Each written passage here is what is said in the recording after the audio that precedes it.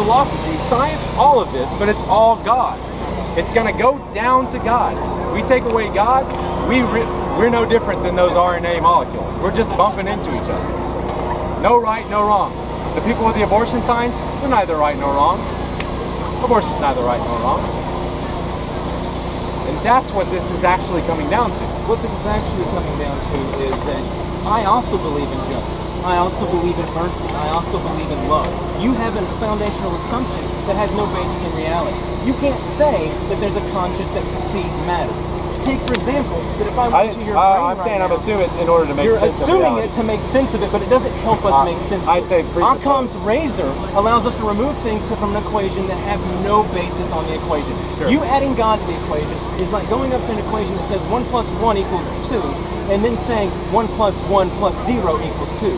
God is 0, it adds nothing to the equation. It can be removed without at all affecting the function of the equation. You say mind precedes matter. How? We have only ever encountered minds that were contingent upon the matter. If I remove your brain right now, your mind would cease to exist. No, there was a mind that preceded my mind. And what was that? Well, my parents' mind. Yes, but did their mind precede matter? Could their mind exist without matter? Wait, hold on a second. Because I don't want to lose you, and I don't want other people. We could be like in a coffee shop having the same one. You're saying that it's a bad assumption and presupposition that I would say that before you have matter, you have someone who says, all right, here's the relationships between matter. So you have space, time, energy, and they have to have sort of like laws and relations and all that kind of stuff. We, with our little minds, come up with equations to describe those relationships so we can make cell phones and whatever, manipulate the law, okay? All those laws and codes and constants and realities and things like that, all of them in their relative relationships to each other, I say, are the product of a super intelligence. That's what Einstein said. Not really. That's what Newton said. Okay. Newton also believed in alchemy, so maybe not everything he said was chemistry. true. Let's not get into Newton. We would be getting really nerdy because I got a lot of Newton stuff, okay? But the thing is it's the people who are looking at these things and they're like, you know what? I think there's a mind behind this thing.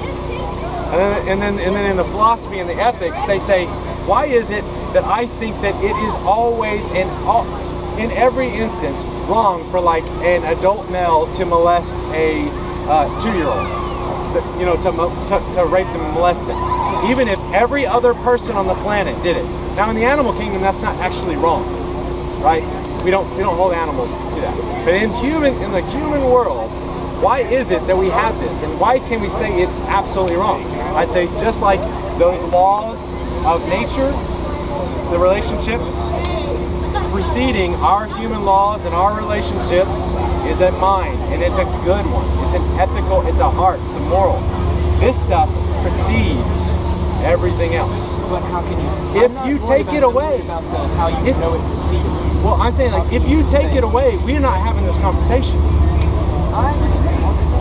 Because I want to know when you have ever encountered a mind that was not contingent upon matter.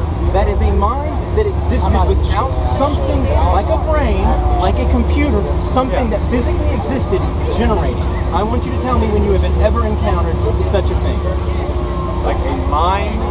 A conscious being that existed without a brain. Well, I mean, we're all being all super. I mean, I've encountered the living God, and He's not made of matter. Well, it's impossible for me to verify. So yeah, I've also encountered Odin. Yeah. It's very difficult. You've encountered Odin? Yeah, I've encountered Odin. He even said that there would be no ice giants, and I don't see any ice giants. Wait, so you're just joking? Okay. Yeah, I'm just joking. Okay. It's really impossible. Oh my gosh, are you inconsistent and you actually believe in Odin? No, it's impossible to verify your own personal experience. Yeah. I'm not arguing for my own personal experience. I'm just saying, like, have I ever? The answer is yes. I have an encounter with the living God, and you know. I guess I should say in any verifiable way. I'm just saying that's true, but I don't even know why it has to do with the argument. Because every time I've encountered anything like a mind, anything like I would say, one, yes, here's the answer. I encountered you, your mind. Yeah. Your mind does not ever come to be in the universe, no matter how much matter you have. I just don't think it does. I know you have a mind. Yeah, I take as a presupposition that your mind and my mind are separate. Do you think that my mind would exist if I didn't have a brain? That is the question I'm getting.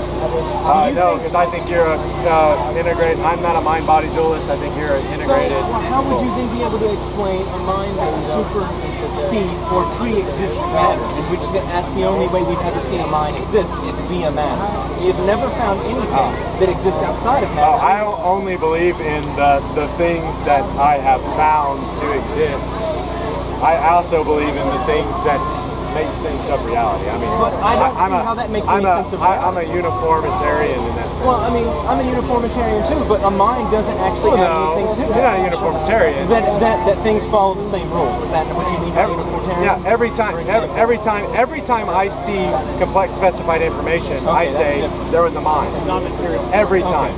It's whether you have faith or not. I mean, it's based off whether you have faith or not. Like, that's kind of what the whole base of everything. I mean, if you believe in something, you can't see it, but that's your faith in that. That's evidence in something. Everything I see, though, everything I see. I don't believe everything. Like, I don't have to believe everything I see. You know, it's like, if I believe in God, just because I can't see him doesn't mean in my mind he's not there.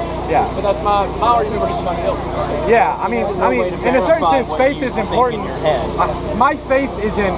Like, my faith that my sins have been forgiven and that I'm like gonna be with Christ is not rooted in anything I have seen, but my faith is sort of in the existence of God and all that kind of stuff.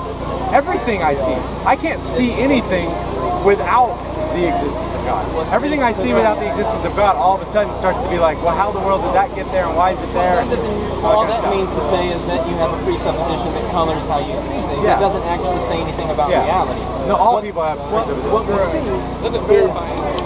But my faith is in I have no reason to believe base everything off that a supernatural mind preceded materia itself. I have no reason to believe that. I've never even seen anything that doesn't exist in the material. I don't even know what that would be like. How would you even go about demonstrating that something that is incorporeal, that has no body, that has no matter, that exists apparently outside of physical reality? All of your senses are based on physical reality. You cannot sense anything that is not physical. No, I actually, that's why I say it's a presupposition. It's called the underlying cause. But that leads me to my next question. Why do you think particularly that the Christian